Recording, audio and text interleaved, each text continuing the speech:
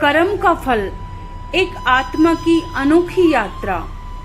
कभी आपने सोचा है कि क्यों कुछ लोग बहुत अमीर होकर भी सुखी नहीं होते?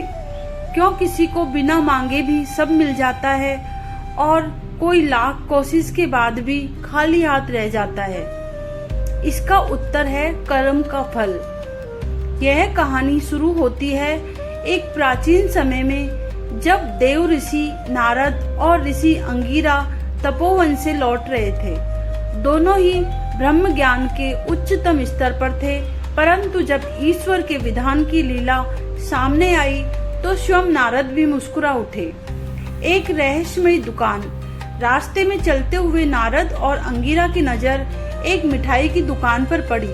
दुकान के बाहर बहुत सारी झूठी पत्तलों का ढेर लगा था। दुकान चमचमा रही थी। तरह तरह की मिठाइयों की खुशबू वातावरण में फैली हुई थी। लेकिन उस दुकान के बाहर एक अजीब दृश्य था। एक भूखा कुत्ता उन झूठी पत्तलों को खाने के लिए जैसे ही आगे बढ़ा, दुकान का मालिक तुरंत डंडा लेकर आया और उसे बेरहमी से मारने लगा। कुत्ता चीखते हुए दूर भाग गया। अचानक नारद हंस पड़े। अंगिरा ऋषि को यह बात समझ नहीं आई। उन्होंने पूछा, हे देव ऋषि, यह दृश्य तो बड़ा दुखद है, आप हंसे क्यों? पिछले जन्म की परतें खुलती है। जब नारद मुनि ने ऋषि अंगिरा से मुस्कुराते हुए कहा, हे ऋषिवर, यह मिठाई की दुकान आज केवल व्यापार का स्थान नहीं, यह तो एक कर्म भूमि है, जहाँ पिछले जन्म का एक अध्याय फिर से खुल गया है। ऋषि अंगिरा ने चौंक कर पूछा, क्या मतलब? नारद मुस्कुराए और बोले, पिछले जन्म की परतें अब खुलती है। यह बात साधारण नहीं है। यह वह बिंदु है जहां समय, संस्कार और आत्मा का मेल होता है। हर आत्मा अपने साथ अपने कर्मों का खाता लेकर चलती है। जैसे ही सही समय आता है, वो पुराने पन्ने खुलने लगते हैं। बीते हुए पल लौटते हैं, पर दृश्य बदल चुका होता है। जिसने अपने जीवन में दूसरों की भूख का मजाक उड़ाया, जिसने अपने पास सब होते हुए भी किसी को एक रोटी न दी, जिसने किसी जीव की आंखों में करुणा नहीं देखी, वो सोचता है कि उसने किसी का क्या बिगाड़ा। लेकिन प्रकृति सब याद रखती है। हर कण, हर दान, हर भावना ब्रह्मांड में दर्ज हो जाती है। और जब वो व्यक्ति इस जन्म में एक कुत्ते के रूप में पुनर्जन्म लेता है, तब वही कर्म उसका चेहरा बन जाते हैं, उसकी भूख बन जाती है और उसकी पीड़ा उसका दंड। वो मिठाई की दुकान, वो झूठी पत्तले, वो डंडा, ये सब सिर्फ बाहरी दृश्य है। अंदर ही अंदर तो पिछले जन्म के कर्म पन्ने पलट रहे हैं। आज वही उसी स्थान पर खड़ा है, लेकिन अब रूप बदल चुका है। पहले हाथ में डंडा था, अब पीठ पर पड़ रहा है। पहले आंखों में घृणा थी, अब उन्हीं आंखों में याचना है। पहले स्वयं भोजन रोकता था, अब झूठे टुकड़ों के लिए भटकता है। यह ही कर्म का लेखा जोखा, जहाँ ना किसी को क्षमा मिलती है, ना कोई पंक्ति मिटाई जाती है। कर्म फलों की यही किताब है, स्वयं समय के हाथों से खोली जाती है। और जब पिछले जन्म की परतें खुलती है तो मनुष्य पहचान नहीं पाता, लेकिन आत्मा समझ जाती है कि यह फल वही है जो मैंने स्वयं बोया था।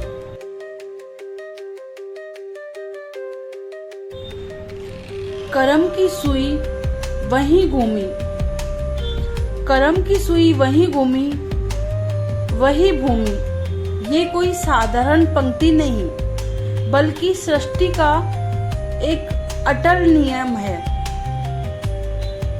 जैसे किसान खेत में जो बीज बोता है वैसा ही फल काटता है, ठीक वैसे ही जीवन रूपी खेत में जो कर्म हम आज बोते हैं वही हमें भविष्य में लौटकर मिलते हैं। आज जो मिठाई की दुकान का मालिक अपने ही पिता के रूप में जन्मे उस भूखे कुत्ते को डंडा मार रहा था, उसने खुद ही कभी वही बीज बोए थे। उसने जीवन भर दूसरों को अपमान, भूख और तिरस्कार दिया, तो आज वह उसी भूमि पर उसी बीज का फल भोगने आया है। यह भूमि बदली नहीं है, केवल स्वरूप बदला है। तब वही शेर था, आज कुत्ता है। तब वह देने वाला था, आज मांगने वाला है। पर धरती वही है, दुकान वही है, कर्म की सी वही भूमि है। ईश्वर की रचना कुछ ऐसी है कि वह हर एक प्राणी को अपने कर्मों का स्वाद उसी भूमि पर चखाता है जहां उसने वह कर्म किए थे। जिस चौखट पर तुमने किसी भूखे को ठुकराया हो, कभी न कभी उसी चौखट पर तुम्हें भी भीख मांगनी पड़ सकती है। जिस थाली से तुमने किसी का निवाला छीन लिया हो, वही थाली तुम्हारे लिए जीवन का अंतिम मोड़ बन सकती है। यह कर्म भूमि कभी खाली नहीं जाती। यहाँ हर बीज अंकुरित होता है, चाहे वह दया का हो या अन्याय का। और याद रखो, ये भूमि किसी से भेद नहीं करती। राजा हो या रंक, अमीर हो या गरीब, सबको वही फल देती है जो उन्होंने बोया होता है। इसलिए कहा गया है, कर्म करो पर सोच समझकर, क्योंकि जो तुम बोओगे वही उगेगा। और उसी भूमि पर यह जीवन एक खेत है और हर एक कर्म उसका बीज है। पुत्र भी वैसा ही निकला। जिस प्रकार पेड़ अपने बीज जैसा होता है, ठीक वैसे ही बेटा भी अपने पिता की छाया बनकर बड़ा होता है।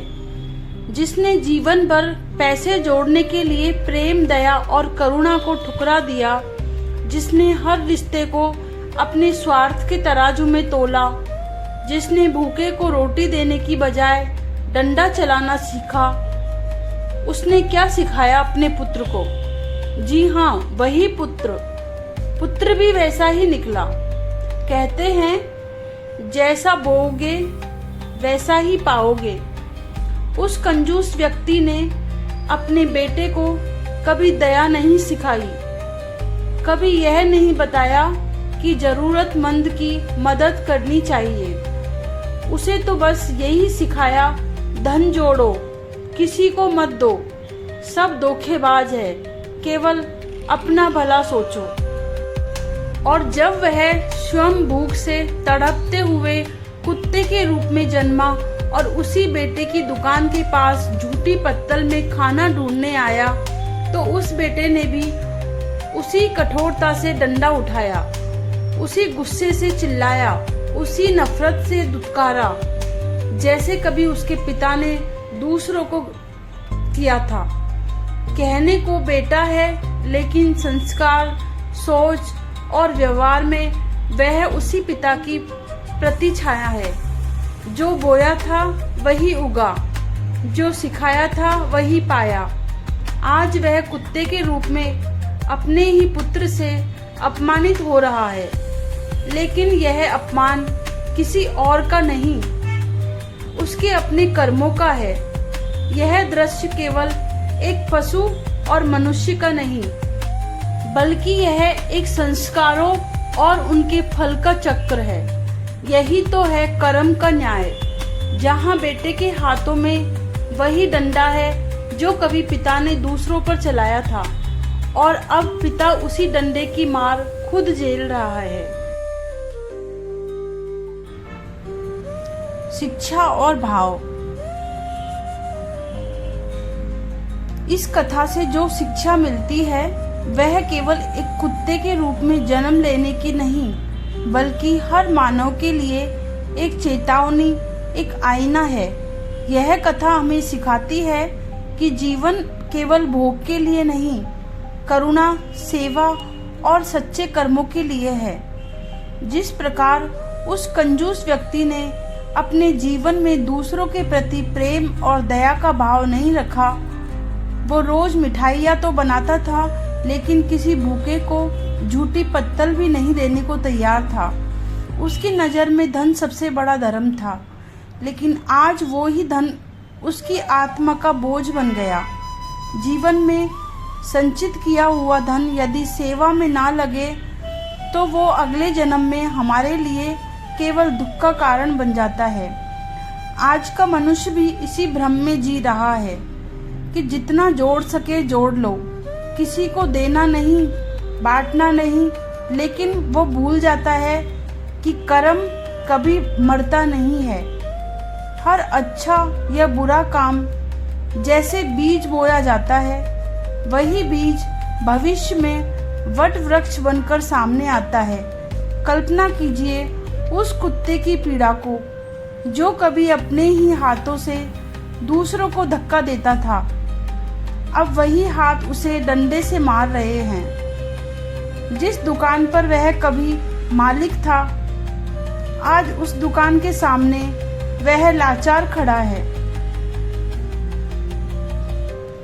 कितनी विडंबना है। संसार घूम गया, समय पलट गया, लेकिन कर्मों का हिसाब जरा भी नहीं बदला। यह कथा हृदय को झकझोर देती है और हमें भीतर से पुकारती है, जैसा बोओगे वैसा ही काटोगे। इस कथा से हमें यह शिक्षा मिलती है, धन जीवन का साधन है लेकिन उद्देश्य नहीं। यदि आपके पास बहुत कुछ है तो उसका थोड़ा हिस्सा किसी भूखे को दे दो, वही पुण्य बनकर लौटेगा। कभी भी किसी को छोटा या तुच्छ ना समझो, चाहे वह कुत्ता ही क्यों ना हो। हर जीव आत्मा है और आत्मा का दर्द एक सा होता है। कृपणता अंततः आत्मा को जकड़ लेती है और मोह उसका सबसे बड़ा बंधन बन जाता है। सब कुछ यहीं छूट जाता है, सिर्फ कर्म साथ चलते हैं। घर, दुकान, परिवार, पैसा सब यहीं रह जाते हैं। अगला जन्म तय होता है कर्मों की गठरी के आधार पर। प्रेम, करुणा और दान ही असली धन है, जो जन्म जन्मांतर तक साथ चलता है।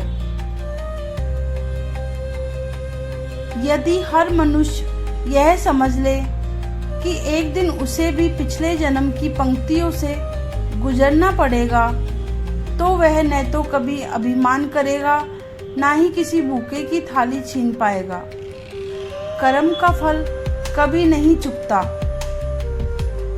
वो ना समय देखता है ना स्थिति, बस सही अवसर पर सामने आता है और कहता है, मैं तुम्हारे कर्मों की छाया हूँ। अगर आपको मेरी कहानी पसंद आई हो तो एक लाइक जरूर करना। हर हर महादेव।